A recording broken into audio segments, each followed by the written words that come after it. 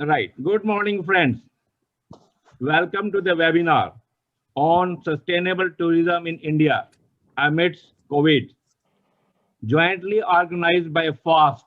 FAST is really FAST, Foundation for Aviation and Sustainable Tourism, in association with RTSOI, Responsible Tourism Society of India, who are very responsible.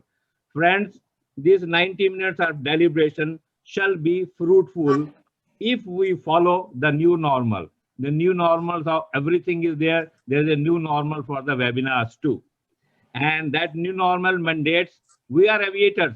We are used to listening in flight statutory announcements and demonstration. So this is just like that only. I will request all attendees to keep a tab on the bottom line of their screen, which has a chat box and which has a Q&A box and raise hand. We are using only the chat box and the Q&A box. Whenever you have got any question, please put it in the Q&A box. And in any case, there are some issues you are not able to do that. Please write big Q, capital Q as a suffix or prefix in your chat, and we will take notice of that. And all speakers, all moderators will be keeping a tab on their chat box. That is part of instruction for the attendees. And attendees will be on mute mode and camera mode off. That we have kept so that seamless of webinar will be effective. There is a question of wave bandwidth, etc. All those who have already submitted their questions, we have taken note of that. That have been passed on to the speakers. However, nowadays wisdom is very dynamic. Every day our new thoughts, new things are coming. You are free to rewrite, rephrase those questions in the chat box. Please do it. We will welcome and we will appreciate that. Once again, please don't attempt to put on your mic and camera because that is not available to you. And then now coming to some new normal for the speakers, sir. All speakers have been given full powers to use their mic and camera on and off as per will. Will be important that if we don't touch the controls and keep it on all that time, that is the recommended one. But there is a rider for that. We must ensure the ambient noise is not there because mics are very sensitive nowadays. They not only pick up the unwanted noise, but they multiply it also. So that is one caution for the new normal for the speakers in the webinar. Now, it is my onerous duty and responsibility before I hand it over the floor to Dr. Raman Sidhu. I have an onerous responsibility for many reasons. Number one, he is one of the life trustee of FAST. There are 6 life trustees. One of them is very important and dear to us. And then he has been advisor of Commonwealth Secretariat. He has been chairman of Indo-Canadian Chamber of Commerce, and he has been deputy chairman of British Business Group. And then not only that, he is a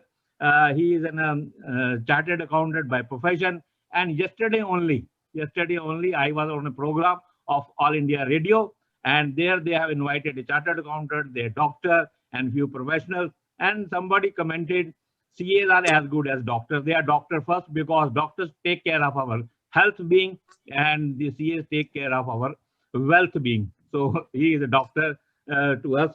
And then he is a very qualified chartered accountant. He is qualified from in London.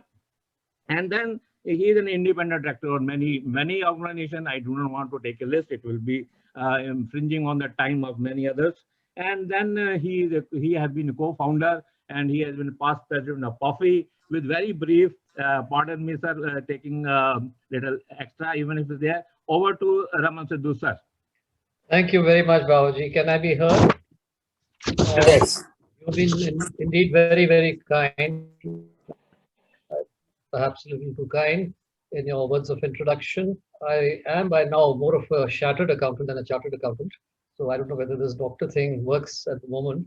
But very quickly we have an illustrious list of panelists with us, and I'm thankful to all of them for having taken time out in not so easy circumstances currently to be with us for this 1.5 hour session. Let me start in the order in which most of the speakers will come in terms of introduction. Lieutenant General Krishnan Mohan Seth, someone I admire a lot, Gunner, former governor of Tripura and Chhattisgarh. He is the president of the Foundation of Aviation and Sustainable Tourism and is one of our life trustees and has been leading FAST to greater glory over the years. And the multifarious activities that FAST have today, a lot of that is entirely due to General State. Our partners in crime in this webinar is RTSOI, and let me introduce Rakesh Mathur, who's currently the Honorary President of RTSOI and one of the founding members. RTSOI is a hospitality industry group. Rakesh did his schooling in Shimla and graduation in Eco Honors from SRCC, Delhi University, and joined Oberoi as a management trainee. He spent a lot of his subsequent life in the ITC group. He was president of ITC Welcome Heritage. All the heritage properties of ITC were there, including the one in Jodhpur, which is run under the chairmanship of His Highness Maharaj Gaj Singh.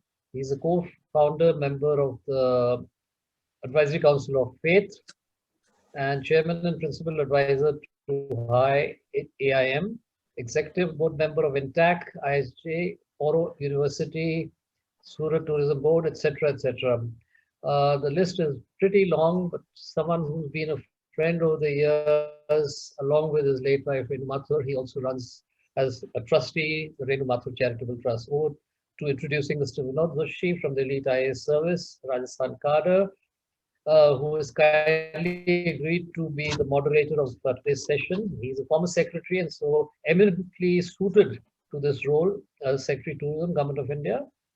35 years experience in public policy and administration. He has served in various departments at the center as well as in the state. He's been Deputy Election Commissioner in the center. He has been Secretary Aviation in Government of Rajasthan. He's been Secretary Culture at Government of India, an alumni of Harvard Kennedy School and an MBA from FMS Delhi University. He is currently in the profession of providing consultancy and advisory services in the two areas he loves, travel and tourism. Thank you, Mr. Zutshi. Mr. Pradeep Singh Kharola, IAS, Karnataka cadre, 1985 batch, who's yet to join us. He's currently Secretary Civil Aviation. I'm told that he will be joining us soon, running a few minutes behind. Prior to joining this ministry, Pradeep ji was CMD of Air India and Managing Director of Bangalore Metropolitan Transport Corporation and also the Karnataka State Road Transport Corporation, which is actually the nodal organization for the airport in Bangalore as well, which is one of the projects I had worked on apart from Delhi Airport.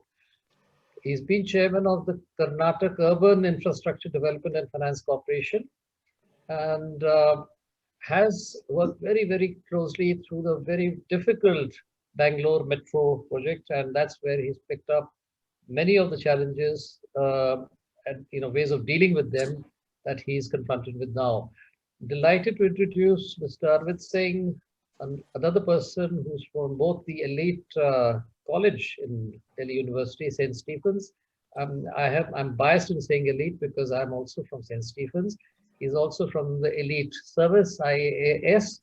He read economics up to the master's degree. He's been Secretary Tourism since 2021. He was Chairman of Airports Authority before that. He served in his cadre state of Maharashtra as Additional Chief Secretary and has held the very key foreign posting of Minister Economic and Commercial, Embassy of Tokyo, and Chairman and Managing Director of Maharashtra State Power Generation. Also Maharashtra State Electricity Board, Transmission Company Limited, he's chaired that as well. Very, very multifaceted, a lot of experience there. Over to introducing Deep Kalra, an old friend of mine, an entrepreneur and founder of and of course now the group executive chairman of India's leading online travel company, MakeMyTrip, which is a household name, launched by him in 2005. MakeMyTrip offered the convenience of online transactions coupled with great value prices and has revolutionized, if I may say, the e-commerce travel business in the country. He is also the co-chair of the CII National Committee on Tourism and Hospitality and is a member of NASCOM's Internet Council. So very, very involved in the chambers as well, in all the relevant ones to the business that he does. Mr. Kamal Hingorani, we are very happy that the two airlines are as well represented on this webinar because they are very, very key to providing support for uplifting tourism from the depths it has dropped to currently in this like never before pandemic, the COVID pandemic. He is a transformational professional with 14 years at SpiceJet in leadership roles from sales, marketing, distribution, operations, experience. Prior to this, he was for 20 years with the global legacy carrier, another 4 years with a multinational travel management company. He studied general management, executive general management at the Indian Institute of Management, IIM Bangalore, and did his post-graduation in business management. Science honor graduate also from Delhi University. Seems to be a flood of Delhi University's people on this webinar today. Welcome to Mr. Sanjay Kumar, presently Chief Strategy and Revenue Officer, Indigo Airlines, has been part of the Indian aviation industry for over 25 years and has extensive aviation experience in areas of business planning, network development, revenue management, sales distribution. Prior to this, he was Chief Operating Officer of AirAsia for India for about a year. At Indigo, he was also Chief Commercial Officer for over 11 years, has worked with SpiceJet and Air Sahara at various positions. And both him and Kamal Hingorani are today leading their two airlines to, well, to glory, I would say, as far as the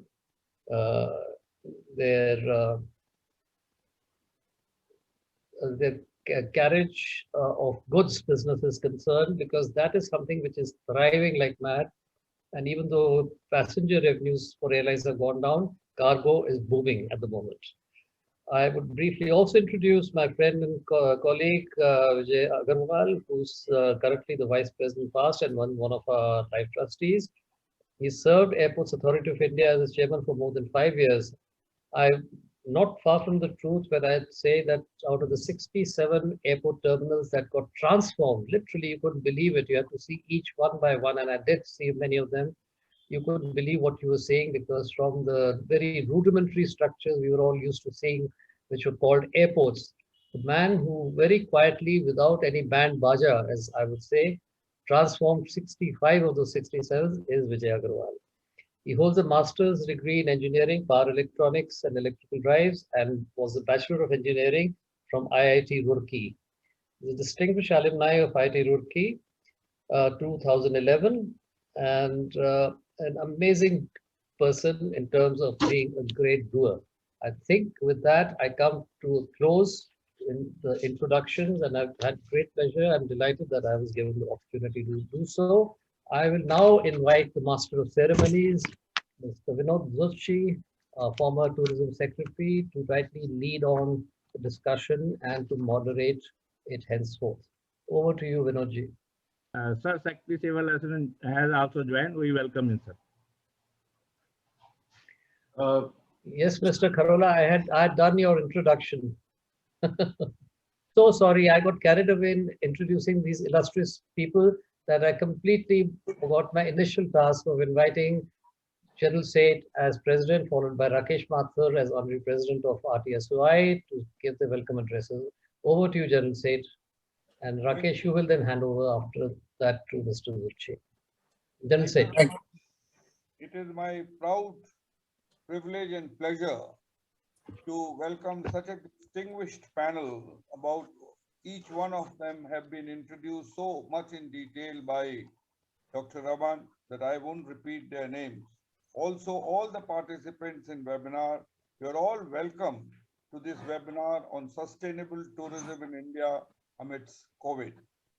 Jointly being organized, as mentioned by Mr. Bawa, by the Foundation for Aviation and Sustainable Tourism and Responsible Tourism Society of India. Today, the whole nation is busy controlling COVID pandemic and saving lives and field. Revival of tourism and aviation sector too can contribute significantly towards saving lives by providing livelihood to migrants and those who have lost their jobs.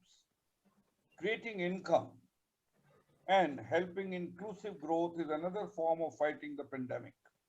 Fortunately, the second wave seems to be coming under control, and we are quite uncertain of the third wave. Human nature being what it is, the tourism has to restart possibly with the changed character. International tourism, in my view, will be slow to pick up, but people will like to go out, relax after the tough days of confinement within the household. Domestic tourism should be able to provide the required outlet. Rightfully, the Ministry of Tourism has been emphasizing Dekho Apna Desh campaign. Fortunately, we in India have places of interest, lakes, heritage sites, adventure avenues, places of mythological and religious interests, and above all, natural beauty almost in and around all the districts within the country. Unfortunately, most of these are not listed or catalogued. Leave aside last mile connectivity and basic amenities, hygiene, health, care, and sanitation. I remember about 10 years back, the then Vice President of the country in one of the seminars had mentioned in FAST seminar, the General said, please have these district-wise catalogued. Till date, we have not succeeded doing much about it.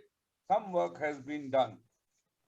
It would therefore require all the stakeholders, that is government down to district level, service providers and host community, particularly around each destination, to quickly create a tourist-friendly, sustainable environment to promote each of these destinations.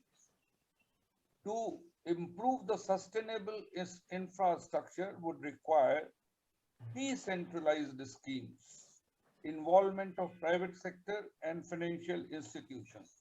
We all are aware that almost 80% of the service providers in the tourism industry are SMEs, and many of them have gone under.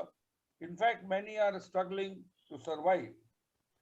They have serious liquidity problem and have been crying for credit relief, waiver or deferment of dues for electricity, excise duty, water, and allied charges.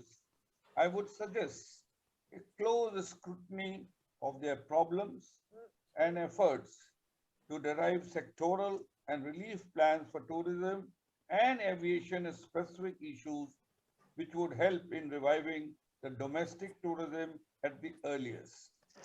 Another issue which I wish to flag is while promoting neighborhood or domestic tourism is the concept of caravan tourism by providing caravans on hire and developing caravan parks in and around likely destinations and natural attractive resources which are plenty in this country. If we can do that, we would have restarted, we would have given jobs, we would have created inclusive growth and income for a sector which is virtually looking for the oxygen from the government resources. In the end, I would only like to say that it is very fortunate to have both the Secretary Aviation, Mr. Kharola, and Mr. Arvind Singh, who address and answers to the various questions which are likely to be framed by Mr. Zutshi, our very eminent trustee on the FAST, would go a long way in mitigating the problems of this sector, which has suffered the maximum during the pandemic. With these words, I would like to hand over to Mr. Rakesh Mathur, who will say a few words before getting on to the distinguished panelists. Thank you so much. All the best. Thank you, General Seth. Thank you very much. And a very good morning to all the honorable panelists and speakers. This is an opportunity for me to introduce RTSOI to all the honorable members of FAST. And I will, of course, be repeating myself to some of our panelists who have been very supportive in the past and have attended our meetings. But I would like to begin by stating that RTSOI was formed as the Ecotourism Society of India in 2008 with the support of the Ministry of Tourism and the then Honorable Minister for Tourism, Mrs. Ambika Soni. We have about 13 founding members, and they are all people who are leaders in the industry, including some very senior bureaucrats and members of parliament. But they were all people who were engaged in highly sensitive aspects of tourism. For example, Lakshadweep, which is now a contentious issue. One of our founding members was running a very nice resort there. We have 8 honorary members, and one of them is very pleasantly a member of both FAST and RTSOI, Mr. Bezbaruah. I see that he's also present at the meeting. We have 2 ambassadors currently, and we intend to grow this particular segment, people who will be ambassadors of goodwill and carry our message through to the larger community in India. We have 4 conveners in one in the Northeast, all states in the Northeast, and 3 others for different states in India. We have patron members, and I'm very happy to say that Mr. Deep Kalra is also a patron member who has supported us in all our endeavors. So we have 7 private sector patron members and 9 states as patron members. We have conducted about 21 workshops in 19 states, which is purely sensitizing tourism service providers. We have conducted 7 webinars, and Mr. Arvind Singh has been supportive. He has been present in quite a few of them. We have worked very closely with the Ministry of Tourism in developing the sustainable tourism criteria of India, which is yet to be implemented, but it has been adopted. And we also worked on the code of conduct for what we call the safe and honorable tourism, which was also adopted by the Ministry of Tourism, along with the pledge for sustainable tourism. We have partners, and we are very proud to say that we have partnered with very, very prime institutions like UNEP, INTAC, WWF, ICUN, and now with FAST, which is another feather in our cap. We have several publications to our credit, including the Environment Guidebook, the editor of which is my very worthy colleague and who's also a founding member, Mr. Mandeep Soin, and he's also present today. I can see his name there. Some of the key initiatives that we have launched, we are doing a self-certification program for our members, which will be available to our non-members also. They certify that they are sustainable and responsible tourism service providers. The Sustainable Tourism Criteria of India was the second initiative, which I spoke about earlier. We have launched a very, very important campaign called the Responsible Travelers Campaign, again spearheaded by Mandeep. And this campaign is, we produced a whole series of videos by celebrities and well-known people, by bloggers and so on. And the message they are carrying on these videos, which are being publicized on social media, is please be a responsible traveler in whatever way you can. We did the ecotourism policy for the state of Manipur.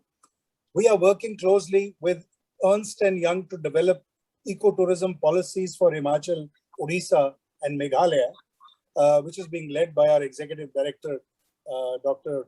Anjuna Dheer, who's also present here.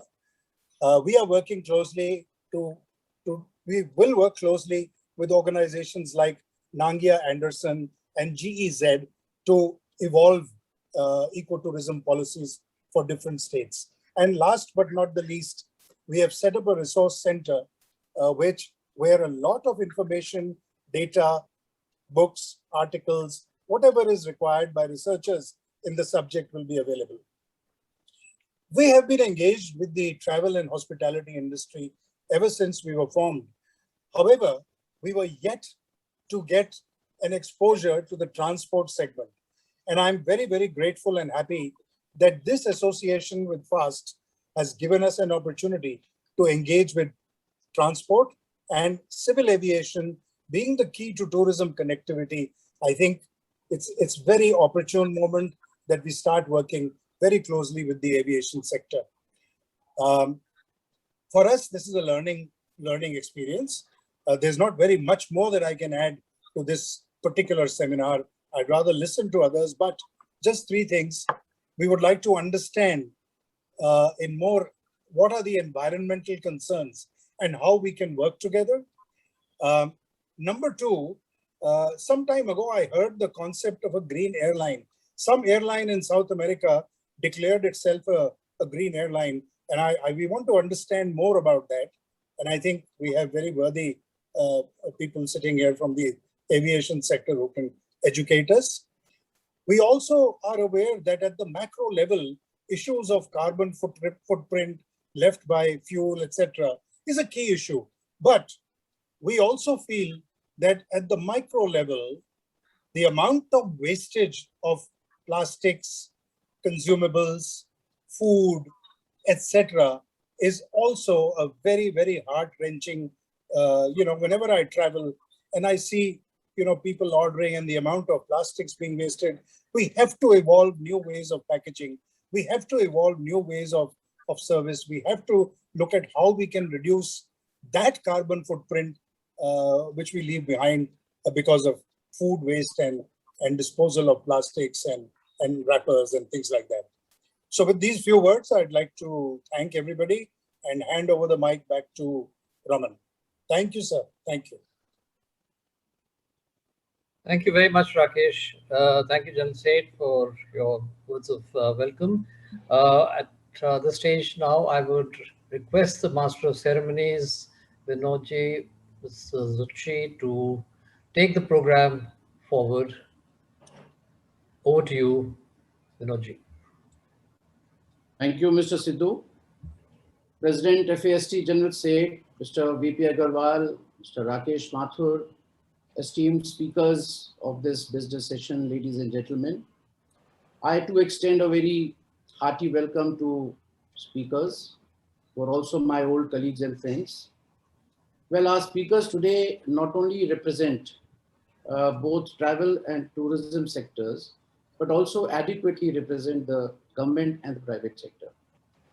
The format and flow of this session in brief shall be like this. I would begin with introducing the subject of the session and flag certain issues for discussion, and then have 2 rounds of questions with the panel. This will be followed by Q&A for about 10 minutes, and then a brief summary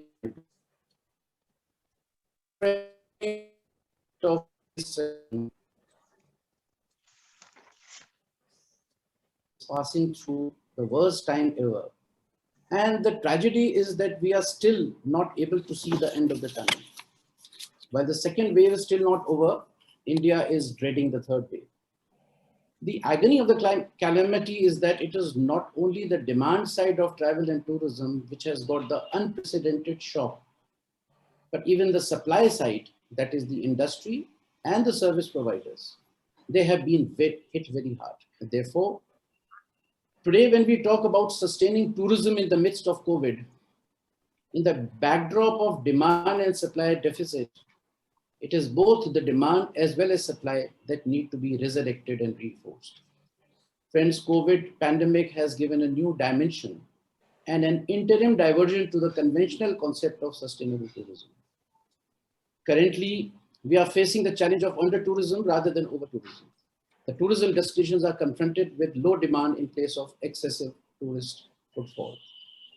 So the burning issues before us are how to restore and recreate the demand for travel and tourism, how to repair and resurrect the service providers of travel and tourism who are economically shattered by continual lockdowns, and how to make the traveling, the destination and tourism infrastructure health safe to allay the fears of the travelers. Friends, Presuming that COVID is going to stay with us for a considerable time, the immediate priority for all stakeholders is to therefore evolve a sustainable model in order to sustain tourism amidst COVID. The union and state governments may have to revisit and reformulate the policies, plans and schemes, factoring the challenges of the new normal. The industry will have to innovate new business models and strategies suiting the changing consumer behavior. The community will have to create a health-safe environment on their destinations, and the travelers will have to strictly follow the COVID appropriate behavior. So friends, I pause here after these initial remarks. I flagged some of these issues primarily to set the discussion rolling. Let us now listen to the speakers who are the best representatives of travel and tourism sector today. And their thoughts will certainly help the sector to rebuild and revive. So I now begin the first round of questions, and my first question is addressed to Mr. Pradeep Singh Kharola, the Secretary, Ministry of Civil Aviation, Government of India. Friends, Mr. Kharola has the experience of both tourism sector when he was Additional Chief Secretary Tourism in Karnataka, where I met him first, and now in aviation as Secretary Civil Aviation, Government of India. So Kharola ji, I must say that your ministry has so very well managed continuation of domestic air services during the second COVID wave. So now my questions are, how would you ensure to sustain and subsequently increase the demand and supply of air traveling within the country? Secondly, what is the roadmap for reviving and strengthening the aviation industry, particularly the airline industry?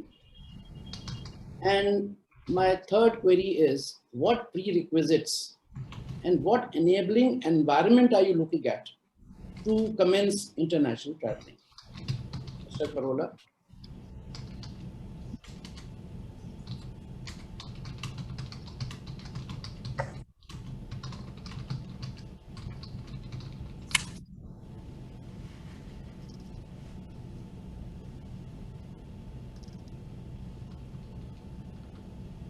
Sir, you need to unmute, sir. Oh, I will repeat now. Okay. So thank you very much, sir. And President of the Foundation, General Seth, my colleague and Secretary Tourism, Mr. Arvind Singh, my senior colleague, Mr. Zutshi, and all the leaders. I think I see people from the airlines. I see people from the tourism industry. Yes, the questions Mr. Zutshi has asked is really concerning all of us. Now, what has been happening is that if you really see in the past 1.5 years, tourism has suffered, and so also aviation has suffered. So both go hand in hand.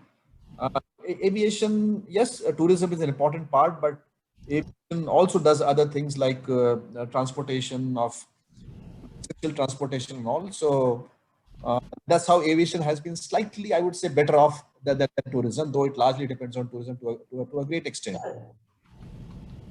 Now, if we really look at the last 16, 17 months, we were at almost zero operations so far as aviation is concerned during lockdown.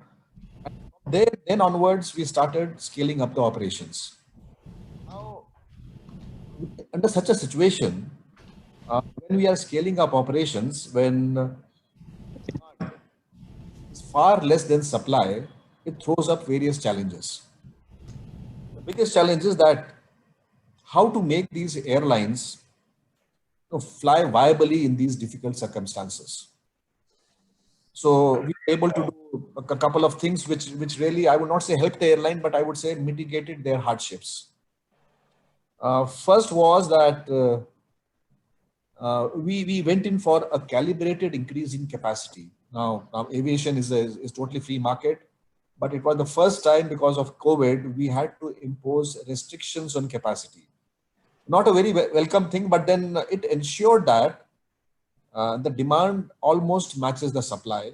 The supply was kept slightly more than demand so that it's able to spur the demand. But at the same time, this ensured an equitable an equitable treatment for all the airlines, be it the small airline or the big airline. And as a result of this, today we have a situation that in the world over 40 airlines have just disappeared. And the good thing is that in India, our airlines are still breathing. All of them are in trouble, but yes, they are flying. That was the first one. Second one, what we did was linked to this, which has not been done before. We introduced the concept of fare bands. Now, quite unprecedented. These fare bands were that we had put an upper cap on the fares. Well, that was not so important, but the more important was that we put a lower, a floor on the cap also, on the fare, so that the fares do not drop below this level. This became necessary that we wanted that airlines should get enough money to survive. Had we not done this, the cutthroat competition, because it's more supply chasing less demand, would have resulted in all airlines suffering. So as a result of this, yes, airlines started picking up, and we almost reached about, in terms of domestic, about 75% of our normal capacity. And then the second wave hit us. The difference between second wave and first wave was that in the first wave, we had a lockdown. In the second wave, we did not have a lockdown. The states were imposing restrictions. And once again, the air travel came down drastically. And now it has started picking up again. So we can see a second revival happening. And today we are almost at about 35 to 40% of normal air travel. So the lessons learned are that it was the domestic aviation which saved the airlines over here. And the same parallel I would extend to the tourism also. It is the domestic tourism which would really help the tourism industry. We are a big market, be it aviation or be it tourism. Our domestic market is huge, and international, we have restrictions and all. I'll come to it later. So the pent up demand is really very big.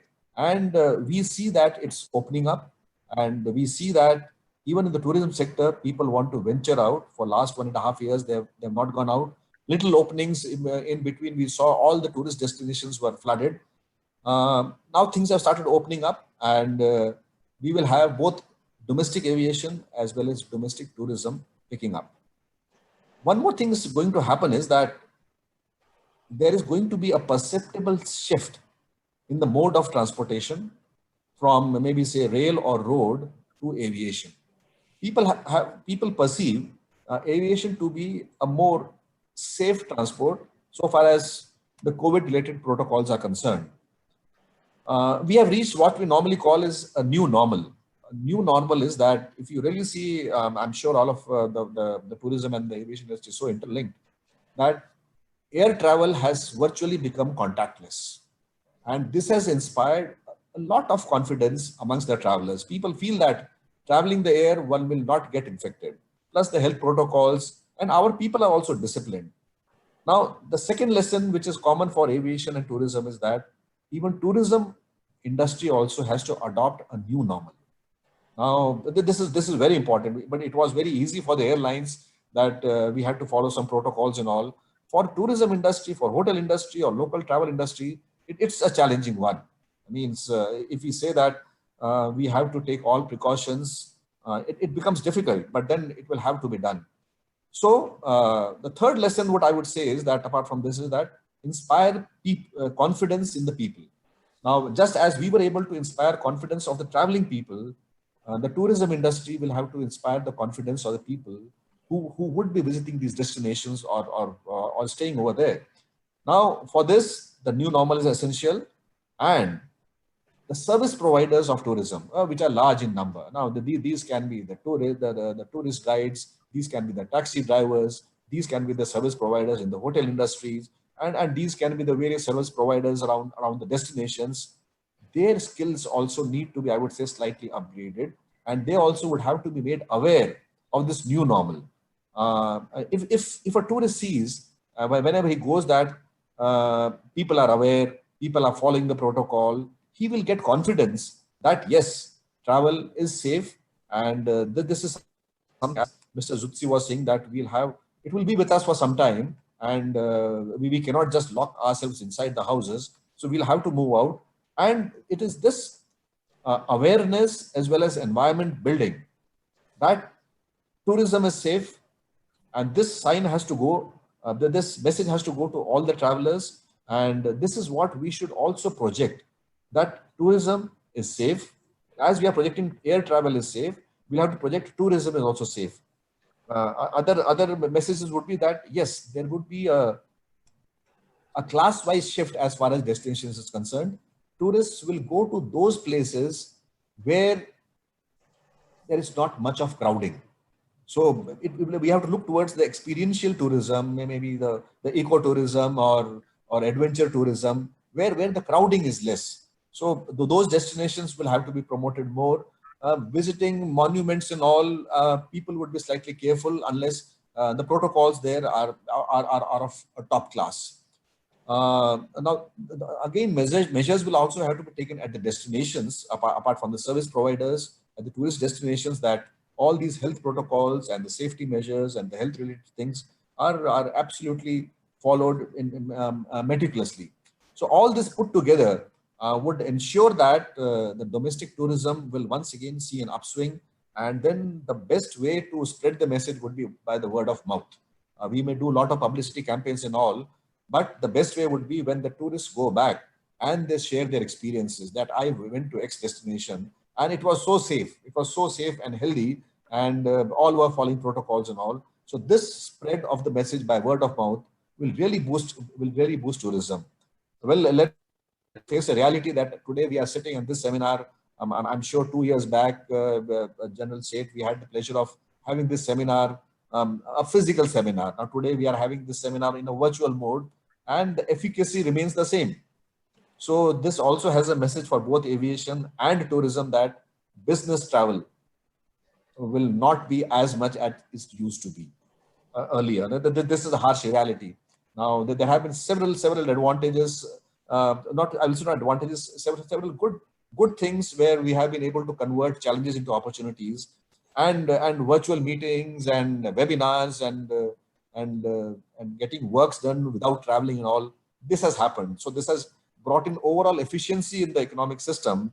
But yes, it has a flip side to that also, that business travel would be limited. So this is how we'll have to plan our tourism sector. And as Mr. Zutshi was asking about international travel, yes, we are very keen. And as you must have heard that even the visa fees is being relaxed and all. But the challenge remains is that other countries are not allowing our people to go over there. Now, gradually we can see some good signs have come from Europe, where they have said that they will be honoring our vaccination certificates and all. So our people start moving that side. Now, tourism is something that just unless our people are allowed to go there, it becomes difficult that to make one-way tourism, because all these things are bilateral, and it's both ways. So today we see that the airlines are working. We have air connectivity to most of the countries, but it is the restrictions imposed by these countries which is really, I would say, restraining tourism. Gradually, these relaxations are being relaxed. Or the entire world is watching India very closely. The things within the country have improved substantially, and very shortly we will see that the restrictions imposed by the other countries on travel would get reduced. And as soon as it happens, I think we will be coming back to the international travel being normal. In domestic also, once we are at, say, near full capacity, we will be also moving to normal. We will be removing these abnormal things of the fare bands and the capacity restrictions. That also will go. So we are all working towards this. These are all calibrated moves. It will not happen all of a sudden. It will be gradual. But yes, the fate of tourism as well as aviation is intertwined, and it's a good thing that both these sectors work together. And in the past also we have worked together, and in future also we will be working towards each other. We will learn from each other. We depend on each other. So with these few remarks, I would say that maybe later on I will try to take more questions. If some question has not been answered, I'm sure that the panelists are given some choice that you answer any 3 out of 5. So those 2 can be taken as left out in choice. So thank you very much. So thank you, Mr. Kharola. In fact, you so rightly mentioned about that domestic tourism and domestic aviation has literally sustained the tourism in India, and India being a large country, where domestic tourism, has some meaning, and also that rebuilding confidence of the people, removing their fear of traveling will also come from word of mouth, because if you travel and come out with a good experience and you share with other people, it makes a lot of difference. So thank you, Mr. Kharola. We'll come back on the second round later, and some questions also, which may be asked in relation to what you have addressed. So friends, from government, let me now go on to the private sector. And my next question is directed to Mr. Sanjay Kumar, the Chief Strategy and Revenue Officer of Indigo Airlines. Mr. Sanjay, you have just heard the Civil Aviation Secretary, and we are all so well aware that within tourism sector, airline industry has been the worst affected. So I want to know from you how, now that most of the country has lifted the lockdown or have reopened the tourism sector, how would airline industry, and particularly your airline, work on strategies to increase the demand of air travel, primarily by reinforcing the perception of travelers that air traveling in India would be health safe, as Mr. Kharola has also mentioned, and it be safe even in the midst of COVID, and also how to incentivize and make an awareness drive, which you, I'm sure, must be following in your airlines. So can you please give your thoughts on this? Thank you, Mr. Zutshi, and it's a pleasure to be here this morning, sharing the panel with Mr. Kharola, Mr. Arvind Singh, and other esteemed guests. So thank you very much for your invitation. Let me kind of just take it forward from where Mr. Kharola left. I think we have seen in the Indian aviation side very turbulent time for last 15 months. And I think last year when we reopened the economy, as Mr. Kharola already mentioned, that in a phased manner, in a calibrated approach, both with this, some extra governance on the part of the government, as well as extra control exercised by the airline industry as a whole. I think we could see that revival of the industry sometime in the middle of Feb this year, going up to about 82% in our case. And post that, of course, the second wave hit us, and then we went down, and then until we kind of went to the bottom in the third week of May, which was the worst time, I think, for the airline industry as a whole, when at the national level, we had only 40,000 passengers flying. That was on 17th of May. And after that, I think we have seen, COVID cases coming down across the country. And this COVID recovery was led by the states of Maharashtra, Rajasthan, MP, UP, Bihar, partly Delhi. And the moment we saw the recovery happening, and the cases started to come down from a peak of 4 lakh plus cases in a day down to about less than 50,000. We are seeing the recovery of the market in a big way. What we're seeing is from the bottom of 40,000 passengers a day, now the number of passengers are flying about 140,000, 150,000 a day. And that is a very positive and welcome sign. What is important for us is that how to get the recovery back.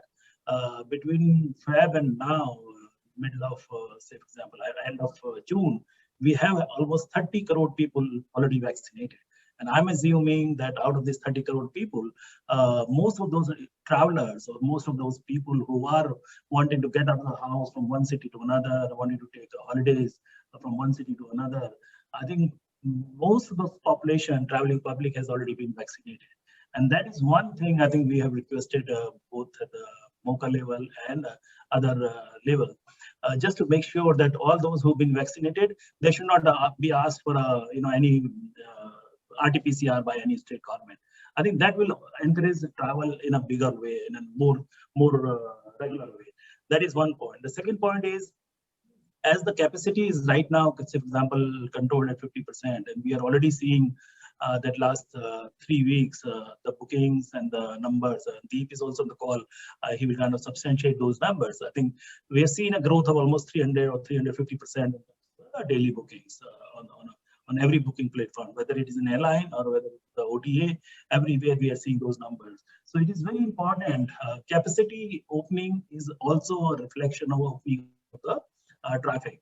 If we don't have the flights in the system, then there will be people a bit concerned about traveling. So that is one request we have made to the MOCA, Secretary Civil Aviation, even in yesterday's meeting.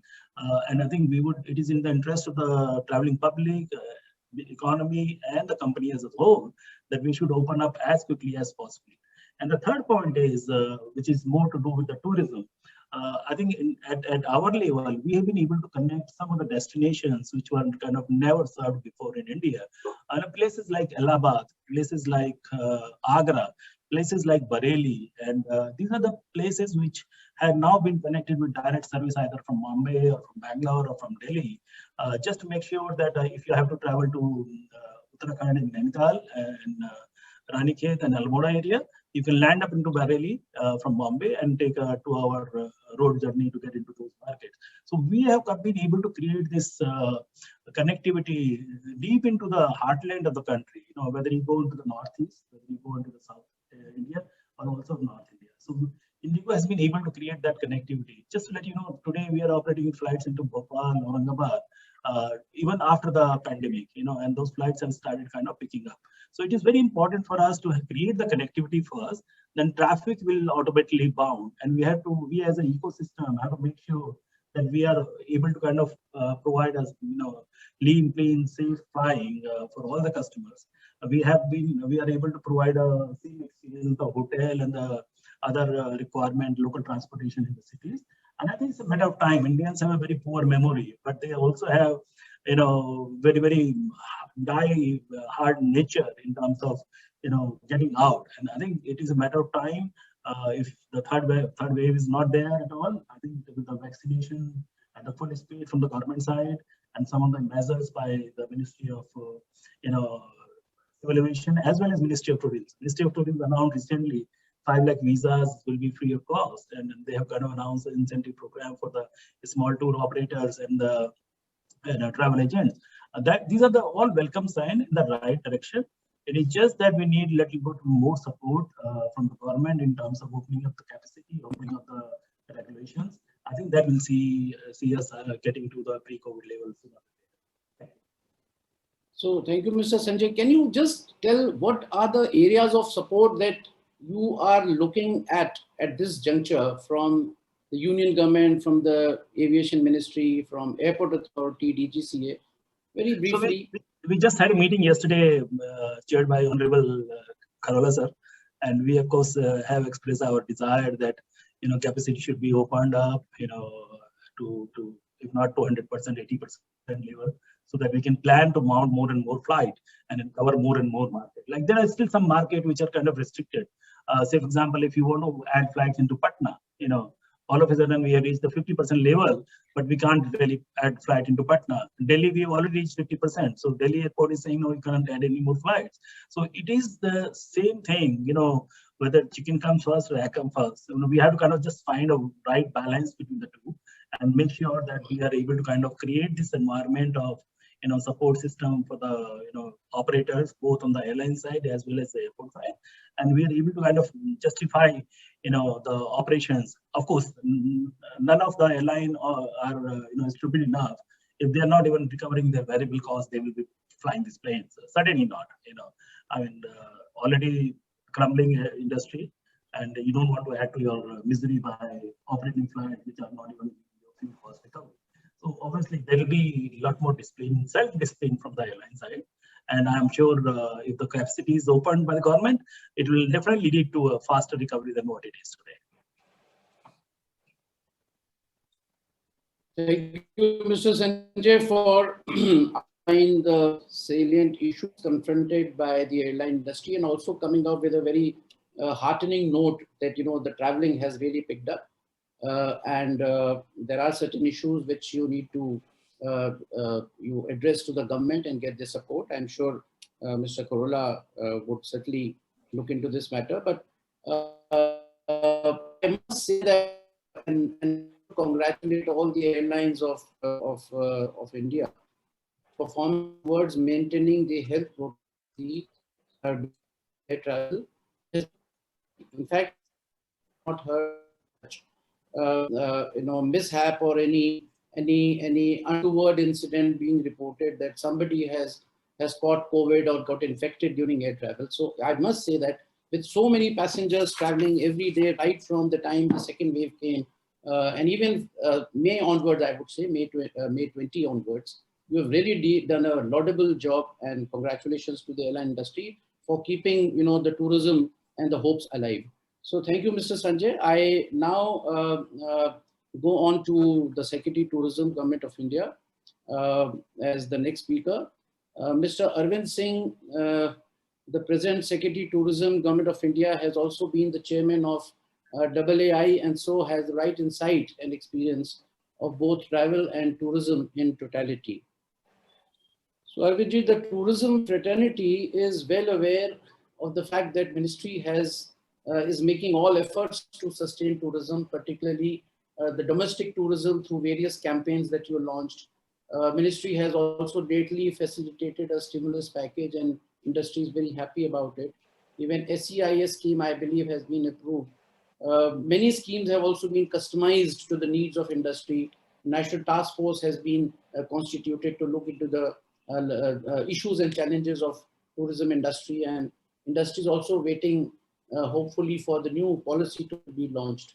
So Mr. Arvind, I would like you to enlighten the tourism fraternity with about all such initiatives that you have taken so far from the ministry side to revive tourism, to sustain, and what is the roadmap that you are looking at to accelerate domestic tourism, and also what are your views about asking the government to commence the international traveling. Also, my question is that if air bubble arrangement has been... Sir, excuse me, sir. Unfortunately, the last part, I could not hear your question. I think there is an audio issue. Sorry. So I'll begin with the question. So my question to you, Mr. Arvind, the first is that would like you to enlighten the tourism fraternity with all the initiatives that have been taken in the recent past to address this COVID crisis and the problem faced by the tourism fraternity, and what are the future roadmap that you are looking at to sustain tourism in India, particularly the domestic tourism. At the same time, how do we begin the international traveling? And do you think, as tourism secretary, the air bubble arrangement, which was so successfully handled during the first wave, and maybe it is continuing in the second wave as well, those countries which have started accepting the tourists into their nations, can we have air bubble on commercial grounds as well, and make a request to civil aviation and the government to make at least some beginning with the international travel? And now that you have got a very good scheme from Finance Ministry of 50 or 5 lakh e-visa, free e-visa, which means that things are ripe enough to begin international traveling. So we'd like to have your views, because people are wanting to know, when is international travel about to commence? Mr. Arvind. Thank you to all the esteemed panelists, the office bearers of FAST, and my predecessor speaker, Mr. Kharola, and of course to the questioner, Mr. Zutshi, because sir, you will not recall, but we met when you were in the Election Commission and I was an observer. And you were packing us off to different parts of the country for travel and work. So we also got to see different parts of the country while conducting elections in, say, West Bengal or UP when you were election observer. So going back to your question, I think the theme has broadly been set out by, the broad theme has been set out by the previous speaker, Mr. Kharola, that international travel is going to come back slowly, and even when it does. So naturally, the focus has to be on domestic tourism. And we saw a very healthy revival of domestic tourism from last winter. Once the first wave had settled down a little, there we saw signs of revival of domestic tourism in mainly far off places or places of scenic beauty where people thought there would not be crowds. So this attracted a lot of people who were cooped up in their homes. So we saw the hilly tracts of, say, Jammu and Kashmir, Himachal, Uttarakhand, the wildlife sanctuaries, they were all full of tourists. And I traveled myself to Kashmir twice. And the general feedback, when I once traveled in February, they told me that all the hotels are booked till April. When I again went in April, they told me all the hotels are booked till June. And this was in the major tourist places in Jammu and Kashmir. So that was the kind of revival that had taken place in post the first wave. And also we saw people, this revival, let me add, was primarily with air travel. And most were using the mode of air travel because they thought it was safe, and the fares were reasonable because of the fare ban and the flights which were done by the low-cost airlines. So places like Kashmir or places like people were going to Northeast, these were all happening due to air travel. Rails were not, trains were not working on many routes. And another aspect that we saw was that, destinations which were 4 to 5 hours from the metro cities, they saw a lot of tourism activity, that people would drive by road to destinations 4 to 5 hours away and stay there for some time and enjoy a holiday. So we saw a revival till April. The second wave kind of put a stop to that. So now we are trying to see the early shoots of revival of domestic tourism again, which we saw in the last few weeks. People wanting to get out once with this saw a decrease in the number of cases happening. We have, of course, done our, webinars of Dekho Apna Desh. We are launching media campaigns, and we will see more, sustained efforts at launching campaigns to promote that aspect. And of course, the incentives and that the government has announced will also help. And the industry and the finance ministry are in constant dialogue on what further help can be given to, revive the industry. One area that we can take is, of course, we have to send a message that the sector is safe and healthy and it is ready to accept visitors.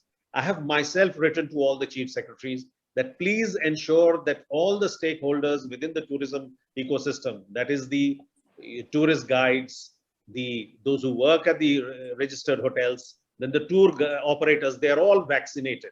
And there is a sustained effort by the state governments to ensure that the vaccination program reaches all the tourism stakeholders.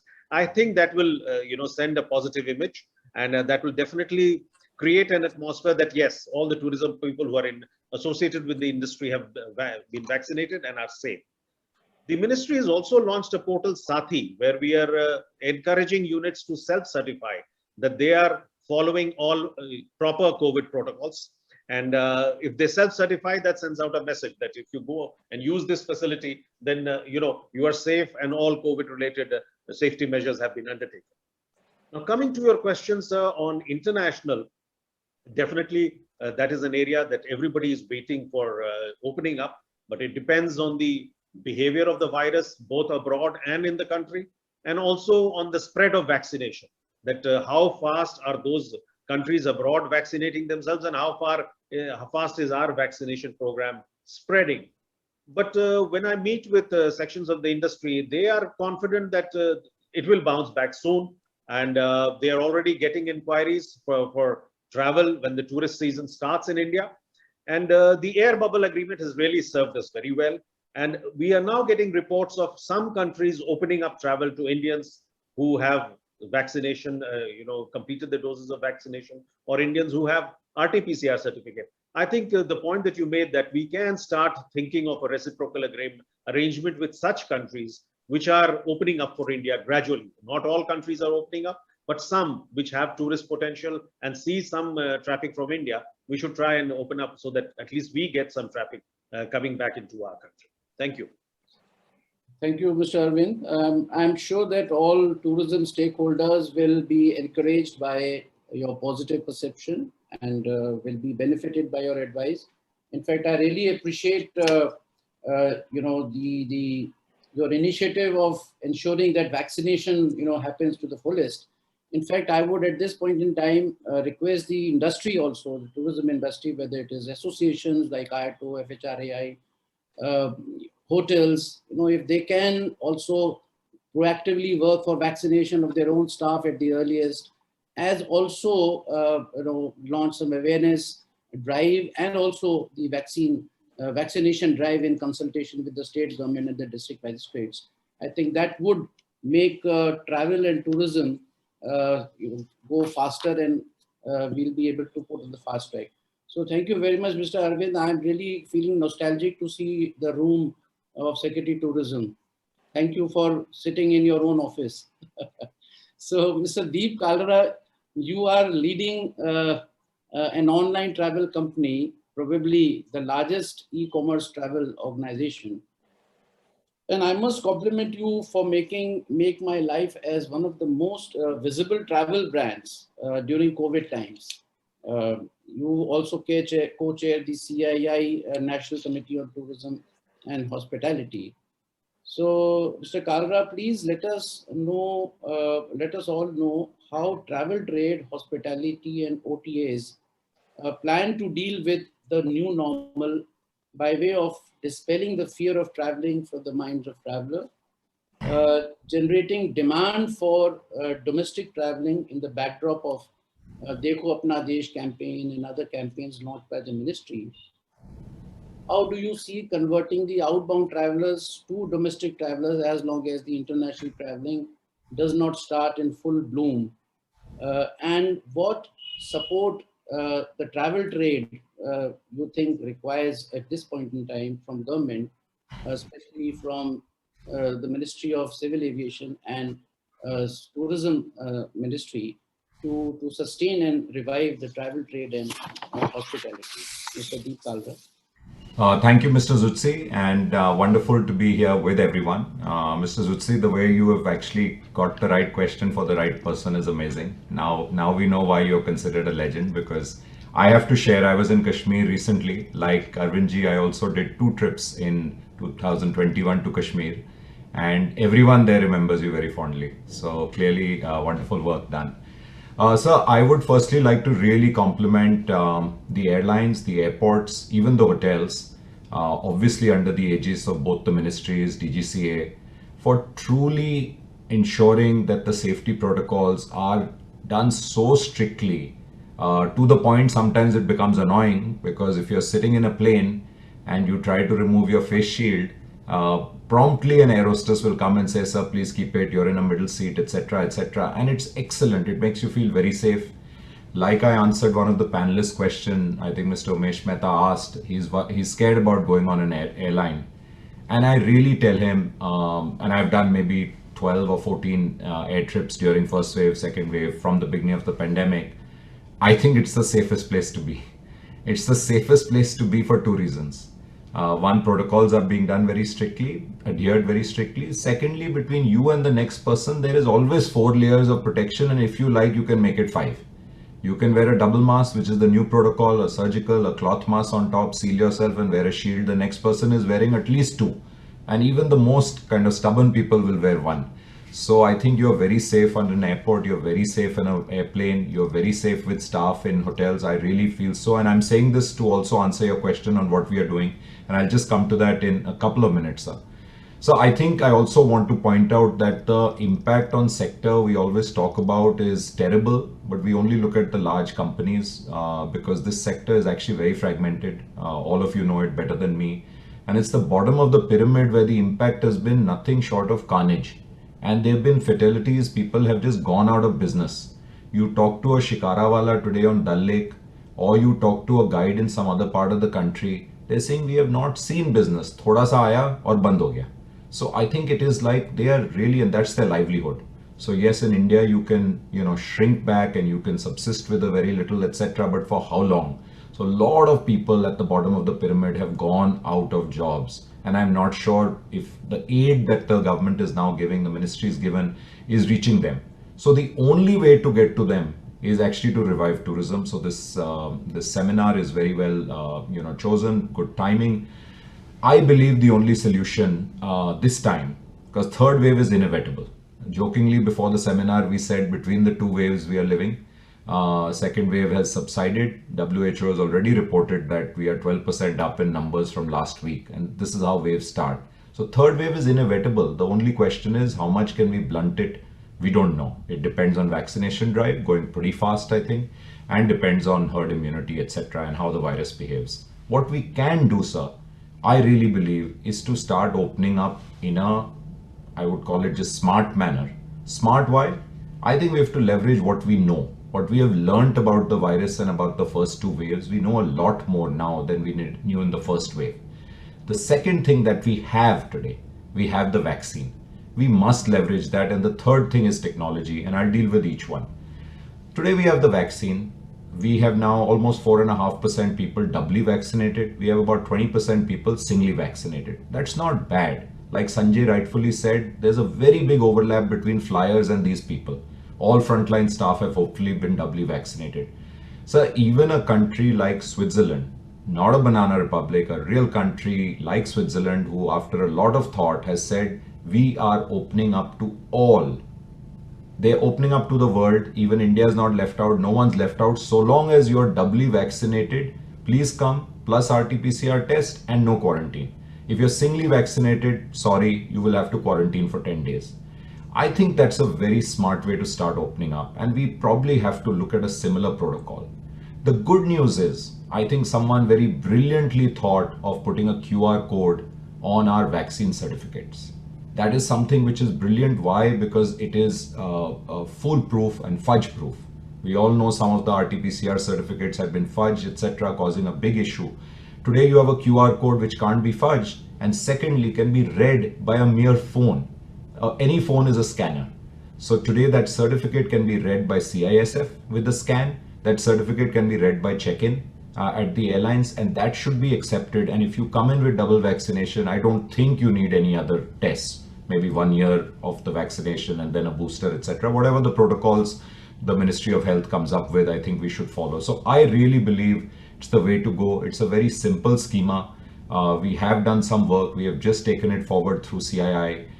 We would love to get a chance to present it. I think Secretary Sir, Mr. Kharola is probably aware of it. Some of the airlines have taken it forward, but would love to actually work on a tech solution to open up, which I think is the way. Finally, sir, coming to your specific question, customer surveys we've done the 9th wave of surveys during pandemic on our base. We've had more than 50 million customers in the past, clearly changing preference in travel. Clear. First was driving holidays. Second was longer breaks. Third was workations. And fourth was homestays. These were very clear preferences that were coming out, and within hotels also people were saying if we can get independent cottage, whoever could afford. However, a lot of people want to travel, but there are misconceptions. Someone rightfully said, and then I think Arvindji also said, we have to promote this. Even Mr. Zutshi, you said we have to promote, and we are, sir. If you go to our app or you go to our sites, you will see everywhere it is about safe travel. What are the protocols of safe travel? Some of the statistics why airline travel is very safe. So we are very keen to partner with, I think, a slightly modified Dekho Mera Desh right now. That is very popular, and we are partners with MOT for that.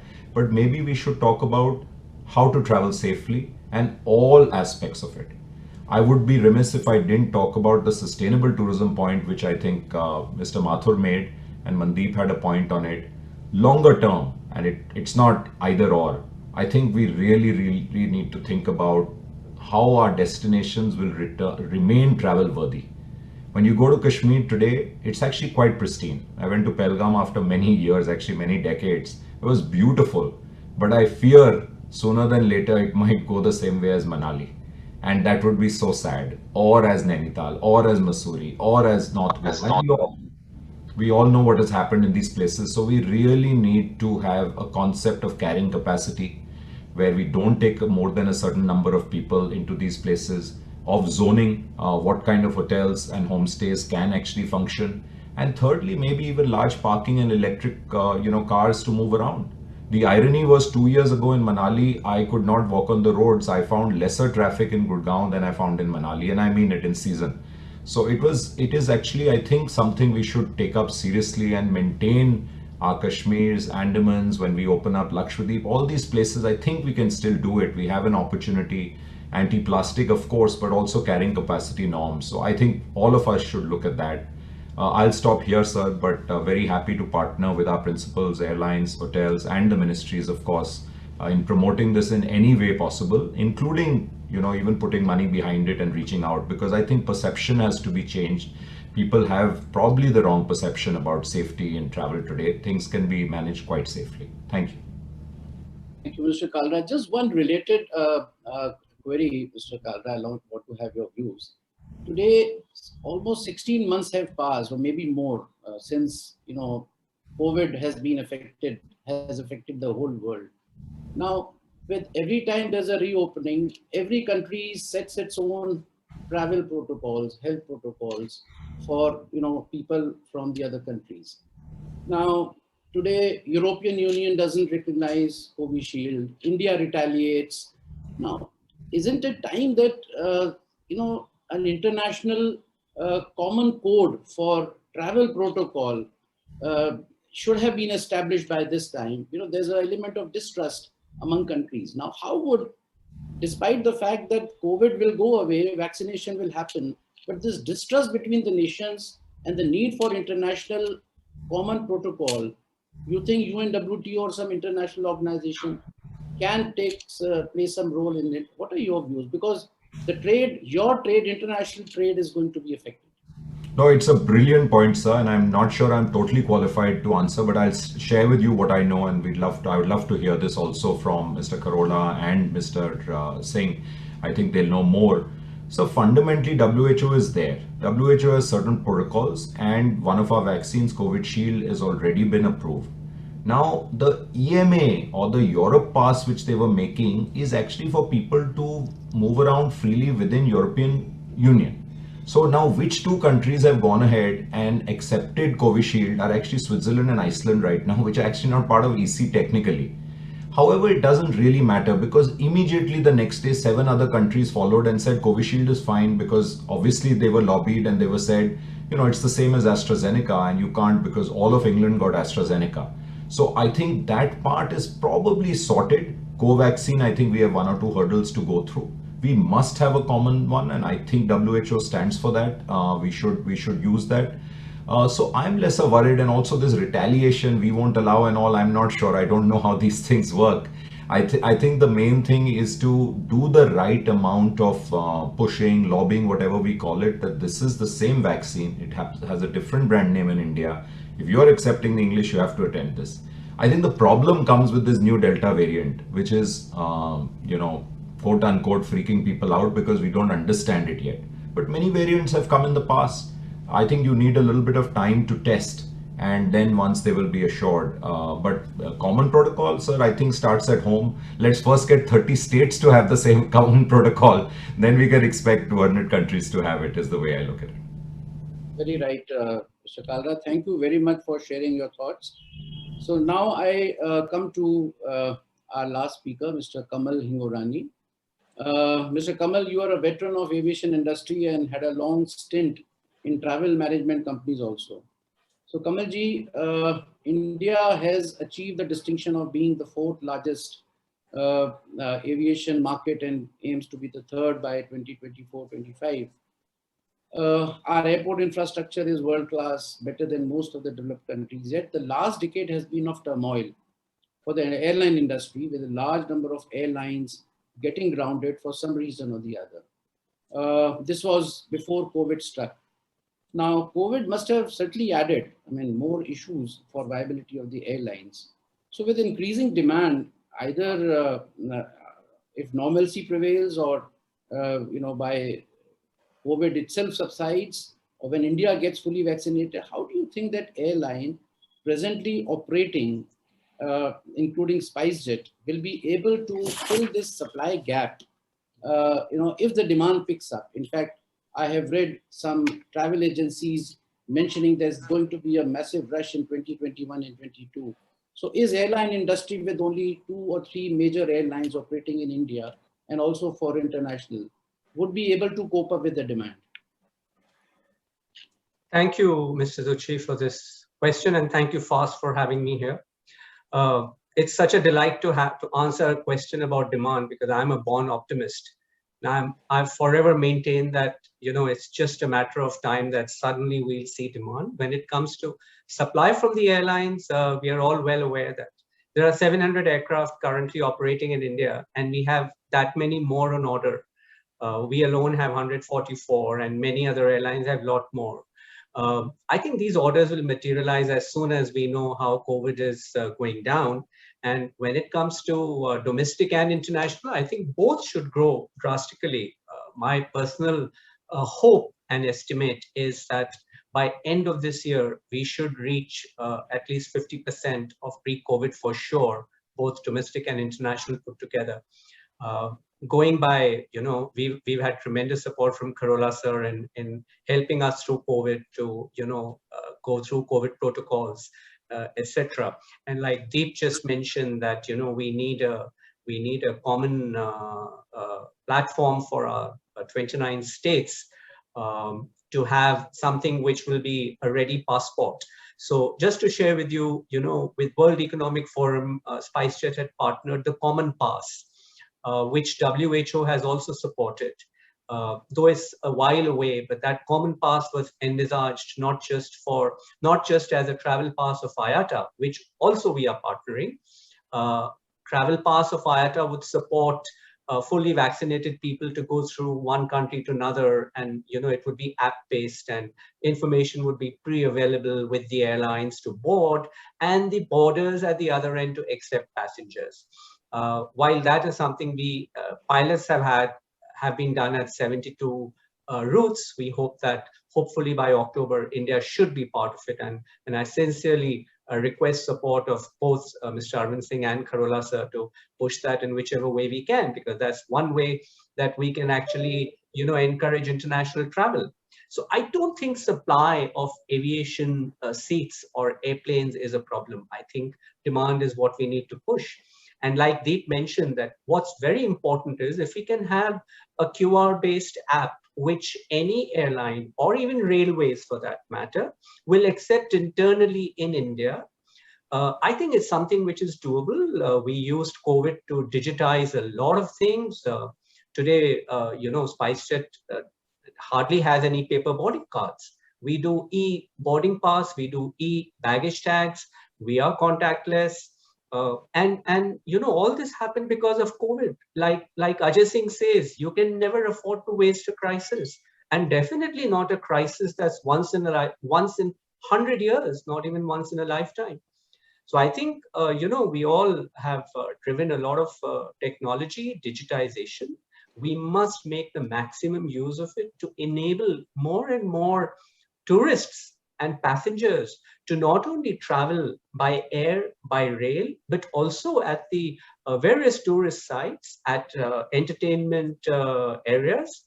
And that's something, and I think the demand will pick up faster than what the naysayers would predict. So thank you, Mr. Kamal. In fact, your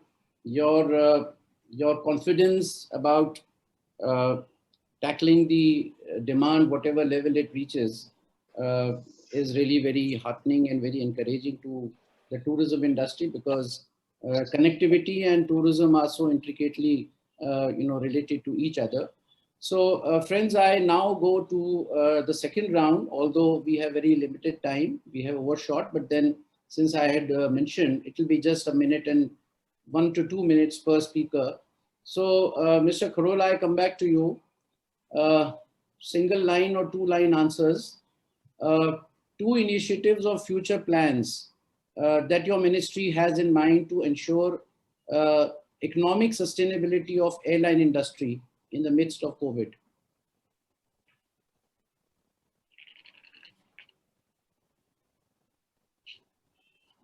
Okay. So am I audible, please? Yes, please. Yeah. The long-term plans, I think, we in the ministry about aviation, if we talk about, we have a vision, we have a vision for the next 5 years and all. What we are targeting is that our airlines capacity should double by 2024, which would mean that we will have about 1,200 aircraft flying minimum. I think Mr. Kamal would tend to agree with me that it can be higher also. That's point number 1. Point number 2 is, and that's the more important one, is connectivity. See, airlines are one, let's not forget about the airports. Now, on the airport sides, we are going to be fairly ambitious that connectivity has to come throughout the country. And and I'm pretty sure that we will be able to connect about 200 airports or heliports or waterdromes in the country. I'll just give you a figure. Up to 2014-15, we had 71 airports in the country. Up to 14-15. If we take from 14 to 21, we have already added 65 airports or heliports in the country. And we are right now at 130, 135. And in the balance 3 years, we'll be touching 200. Now, this immediately throws up huge potential that there is massive expansion as far as connectivity is concerned. Number 3 is the mode of transport is, let's not be confined to only aircraft. We have a lot of Airbuses and Boeings and all those things. We will have very diverse type of machines flying. Of course, smaller aircrafts are there. And now means we are working on Dorniers and even smaller air taxis, those are coming through. Seaplanes is going to be a new mode of transport. Helicopters. Now, if you really see that the unexplored Northeast and the hilly states of Uttarakhand, Himachal, Jammu Kashmir, the last mile is still on road. Now, this we will try to convert it once again to flying machines. Those are mostly it's going to be helicopters. So a massive thrust for connectivity, and to do all these things, the framework, the environment, the regulatory framework is being transformed. Maybe we can have a full-fledged discussion on that as to how we are trying to facilitate the airlines and the airports to expand in a big way, be it private sector partnerships or encouraging more airlines or a new role for Air India in a new avatar. So all those things are there. So because it was a quick fire round, I'll conclude by saying that a massive expansion of capacities, both in terms of airlines and airports. Thank you, Mr. Kharola. My next question to Mr. Sanjay. Mr. Sanjay, we have, the ban on international travel is till 31st July by the government. Assuming that the international travel starts sooner than later, how is your airline prepared for commencing international travel? Thank you, Mr. Zutshi. So as I mentioned earlier, subject to both the country's government agreeing to open the borders, we are kind of absolutely ready with our plans to go international. Of course, in the 5 to 6 hour range, in parts of Middle East, Southeast Asia, China, and CIS countries. And we definitely have, plans. The moment it is opened up within, I think, a month's time, we can deploy the flights and inventory in those markets. Having said that, on the domestic side, our plans are very much getting executed in terms of opening more and more new destinations. And as Mr. Kharola already said, that the number of airports has gone up from 71 to about 130. We have participated in the most successful scheme of Government of India, which is UDAN scheme. And I think even today, we are operating about 40 flights under that scheme post-COVID. So it is quite encouraging to see the government taking some actions on their part and also moving the needle and creating the infrastructure. What is very important is that we just need kind of one game changer. Last 20 years, we have been all kind of requesting forums and the governments to look at the ATF prices and the taxes in the country. I think if that is one thing which is kind of taken into consideration and executed, I think that will be the game changer for the industry as a whole. Why 700 planes? We will get to about 2,000 planes in the next couple of years' time. If that is, because then airlines will be able to financially sustain themselves and help the entire ecosystem for aviation and tourism in a big way, which is a problem at this point in time. The moment when the fuel prices goes up, we start to see the readiness on the balance sheet and the books of the accounts of the airline. But when you want to really get into that scale and size, which government is creating a massive infrastructure of the airports, about 200 airports, as Mr. Kharola just said. I think this is a high time we should kind of also look at some of the issues on the taxes on ATF. And once that is done, this country will become, people say third largest aviation market in the world. But with our economic growth, with the kind of disposable income which we are seeing going forward post this pandemic, this is a very short-term blip, which we may call it. But ultimately, the future is very bright. I would say that. Thank you. Thank you. Mr. Deep Kalra, I come back to you. Travel and tourism industry particularly has been making requests to the government for stimulus packages. Various associations have been trying hard. Now lately, the stimulus package which has come just about 2-3 days ago, and then relaxation or concurrence on SEIS and some other moves which have happened in the of tourism industry. How do you react to this package, and what are you looking at more to come from the government? Yeah, thank you, sir. I lost the last part, but I got the gist of it. I got the gist. So firstly, it's a very welcome step. Really thank the ministry, the government. I think it was much needed. Yes, a lot of lobbying was going on for this, but I think, everyone has constraint. We all realize that even GDP has shrunk for the country, so it's not easy to go ahead, but it's very welcome. I think going forward, sir, while there are many requests from different segments of this fragmented industry, I think the biggest one is to give infrastructure or industry status to the tourism industry. I think that is something which some states have done. They've taken the first step. Maharashtra has done it. Goa has just done it, etc. I think it would be wonderful to get that done on a national level if possible, or state-wise, because then all facilities, whether it is loans, whether it's other requirements for the industry, you're placed on the same level as industry. You get the same rates of interest. I don't think it's fair to keep asking for stops. And if I can sneak one more in, I think to resuscitate tourism, especially domestic, is going to lead the way.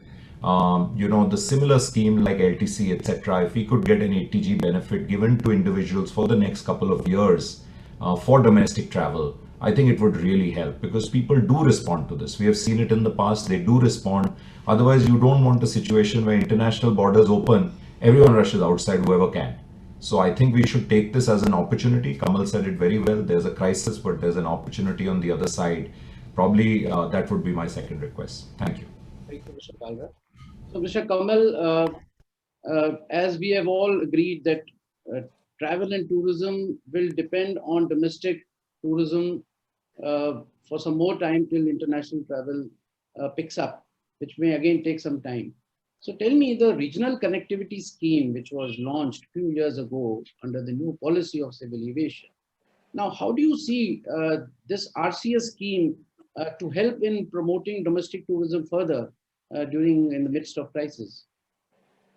So this RCS scheme and the subsequent URAN, various schemes, have actually proven that, the tier 2 and tier 3 connectivity essentially came from these schemes.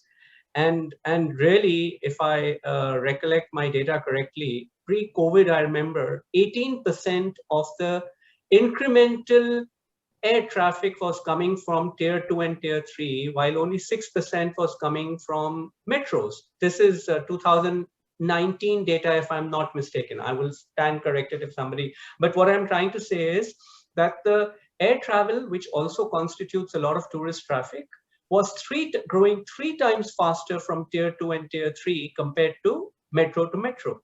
Now that happened only because URAN was, not only introduced, but promoted.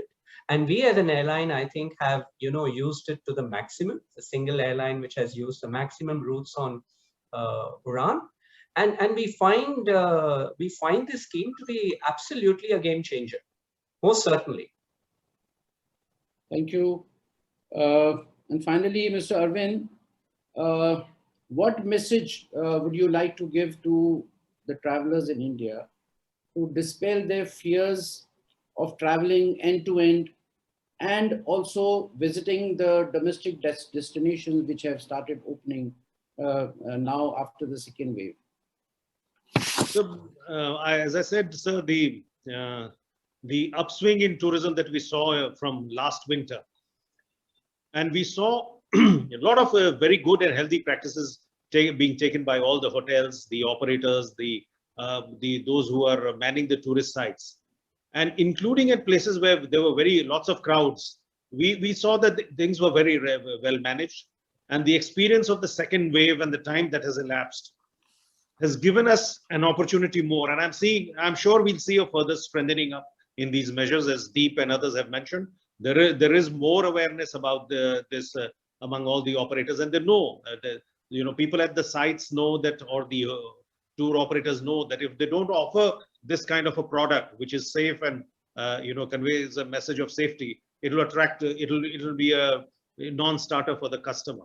So the vaccination program, the media campaigns, and the other self-certification schemes that we have introduced, I'm sure will convey a message that destinations are now safe, and we'll continue that campaign further.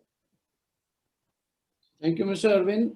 Friends, with this we come to the end of the interaction with the speakers. Now, as was indicated by me in the beginning, we enter the question and answer session. Now, incidentally, some of the questions which I have received in the chat box, they are basically related to the issues which have been already addressed. For example, risk of traveling abroad. When Mr. Umesh Mehta's question has already been answered by one of the speakers. What is the future of civil aviation in India post-pandemic? If tourism doesn't start soon, there will be pandemic of mental and financial illness. Progress on post-COVID-19 scenario and its effect on civil aviation. When and how it becomes third largest aviation hub post-pandemic scenario. And of course, what will happen to the jobs and non-payment of salaries and unemployment. So since we have already overshot our timings, and these questions, I think by and large have been addressed, I would like to skip this and would request the speakers that if there are any such very concrete questions which have not been covered during the discussion, FAST will write to you in the form of a mail, and we'll be very happy if you could respond to those questions, so that we can save time. So friends, I must say that it was certainly a wonderful session, very productive, very fruitful for the entire travel and tourism fraternity of India, in the sense that there have been many takeaways of this interaction. In fact, it has given a greater sense of confidence and optimism to the industry players. Also that tourism and travel industry and travelers have to live with the COVID, and COVID appropriate behavior by all stakeholders is the best interim solution to make the travel and tourism sustainable amidst COVID, till COVID lasts or till vaccination is not completed. I would say that even with 100% vaccination, I think the time has come that some kind of travel protocol and health protocol will have to be followed in the post-vaccination period as well.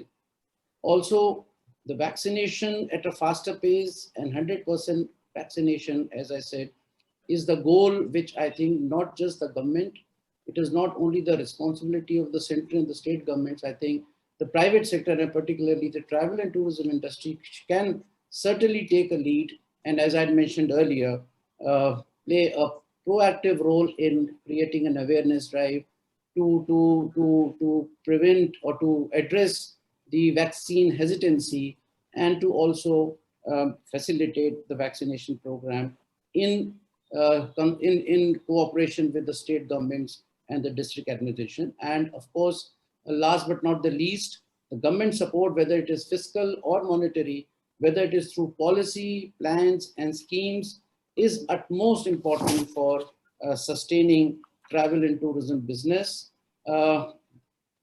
We have also discussed that we have to address both the supply side by helping the industry to stand on its feet till they start running, and on the demand side by creating a health safe ecosystem for travelers and to rebuild their confidence.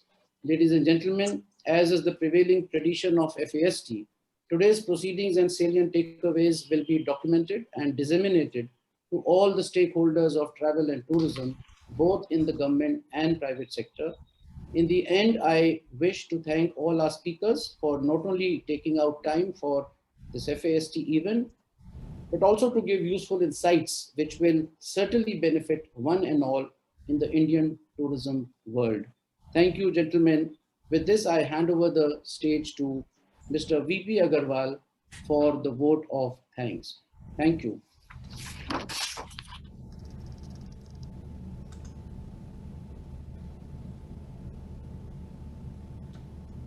Sir, you are on mute.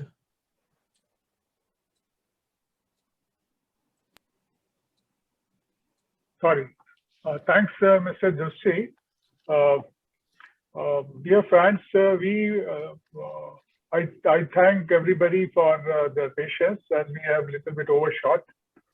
You have heard of our learned speakers about the issue challenges involved in reviving the tourism sector amidst COVID pandemic.